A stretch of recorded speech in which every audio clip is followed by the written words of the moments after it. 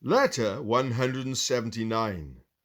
To His Reverend and loving brother, Mr. John Nevay. Mr. John Nevay, or Neve, was minister of Newmills in the parish of Loudon, and chaplain to the Earl of Loudon. In all the questions which divided the Covenanters in his day, he adhered to what may be called the strict party, being opposed to the public resolutions.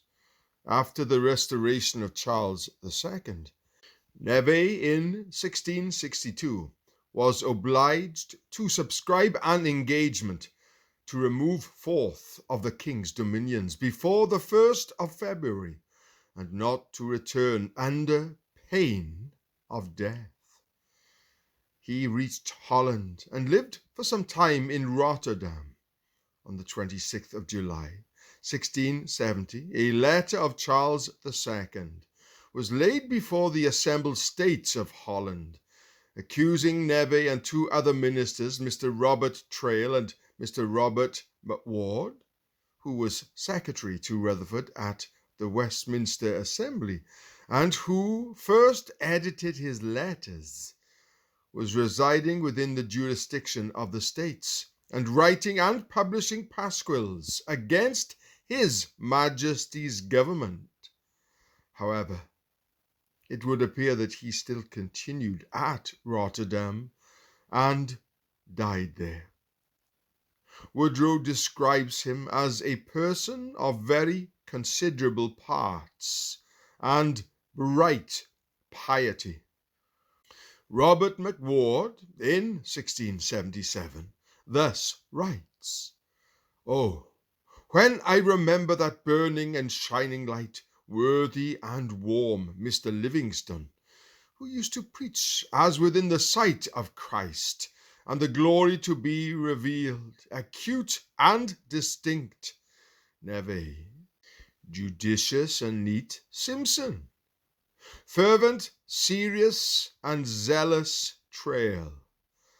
When I remember, I say, that all these great luminaries are now set and removed by death from our people and out of our pulpit in so short a time, what matter of sorrow presents itself to my eye?"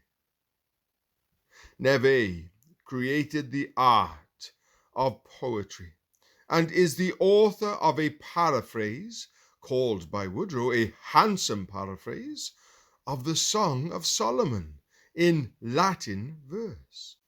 The General Assembly entertained so high an opinion of his poetical talents that they appointed him in August 1647, along with three other ministers, to revise Rouse's metrical version of the Psalms. The portion assigned to him for revisal was the last 30 Psalms of that version. After his death, a volume of sermons, preached by him on the Covenant of Grace, was published at Glasgow in 1748. His son married Sarah von Brakel, whose poetical compositions are favourably exhibited in her elegy upon a popular preacher, and who was a kind friend to the British refugees.